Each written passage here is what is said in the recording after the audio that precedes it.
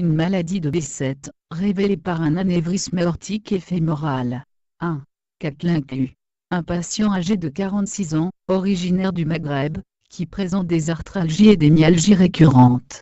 Il était admis pour des douleurs épigastriques violentes évoluant depuis une semaine et pour une masse inguinocrurale droite douloureuse évoluant depuis un mois. L'interrogatoire révélait une aphthose buccale peu récidivante, ne gênant pas beaucoup le patient, sans aphthose génitale. Le bilan biologique retrouvait un syndrome inflammatoire sévère, CRP à 300.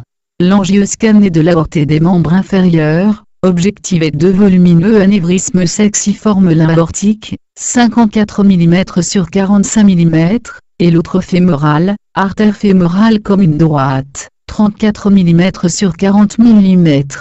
Devant le type des lésions artérielles, et leur association à une aphthose buccale récidivante, le diagnostic d'angio-BCT était retenu et le malade était opéré en urgence.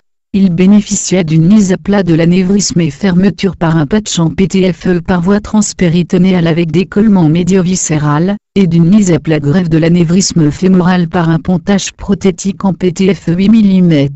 Un traitement par corticoïdes, colchicine et aspirine au long cours était associé. À l'examen anatomopathologique, la paroi aortique était non athéromateuse avec un important infiltrat inflammatoire, et les prélèvements bactériologiques étaient négatifs. L'évolution immédiate était favorable. La perméabilité du pontage fémoral, et l'absence de faux anévrismes sur le patch aortique, étaient vérifiées par échographie de plaie 3 mois après l'intervention. 2. Discussion. Les lésions vasculaires au cours de la maladie de B7 peuvent être artérielles ou veineuses. Les lésions artérielles moins fréquentes peuvent être occlusives ou anévrismales, et doivent être connues en raison de la gravité de leurs complications. L'atteinte artérielle survient précocement, dans l'histoire naturelle de l'AMB, mais sa fréquence reste toujours sous-estimée. Chez notre patient, celle-ci a été inaugurale et révélatrice de l'AMB. À cause du risque majeur de rupture spontanée, tous les anévrismes découverts chez les patients connus porteurs de MB doivent bénéficier d'un traitement adéquat, car il n'y a pas de corrélation entre le diamètre de l'anévrisme et le risque de rupture. Les différentes modalités chirurgicales de traitement des anévrismes aortiques comprennent la mise à plat greffe prothétique, et la résection avec fermeture directe ou par patch. La chirurgie de l'aorte abdominale au cours de l'AMB expose à une complication majeure, la formation de faux anévrismes au niveau ou à proximité des sites d'anastomose, complication qui surviendrait dans 30 à 50% des cas. L'usage de prothèses en PTFE semble diminuer les faux anévrismes anastomotiques. Quelques auteurs ont proposé une approche basée sur la ligature simple, évitant ainsi les complications de la chirurgie reconstructrice, modalité envisageable uniquement dans les anévrismes de l'artère fémorale superficielle.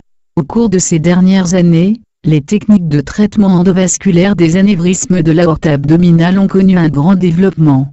Plusieurs observations ont décrit leur utilisation avec succès chez des patients atteints d'une maladie de B7, avec de faibles taux de mortalité, 0,6% à 3,5%, et des taux de succès immédiat avoisinant les 100%.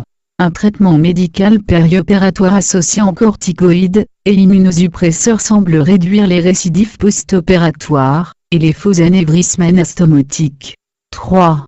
Conclusion. Cette observation met l'accent sur une présentation rare, où l'atteinte artérielle est révélatrice de la maladie de B7, sous forme de deux anévrismes en pré-rupture, traités avec succès. La maladie de B7 doit être évoquée devant toute artériopathie d'allure inflammatoire inexpliquée, mêmement l'absence des critères de l'ASG au moment du diagnostic. Des alternatives au traitement chirurgical classique par une approche endovasculaire ont été rapportées récemment, mais les résultats au long cours sont controversés.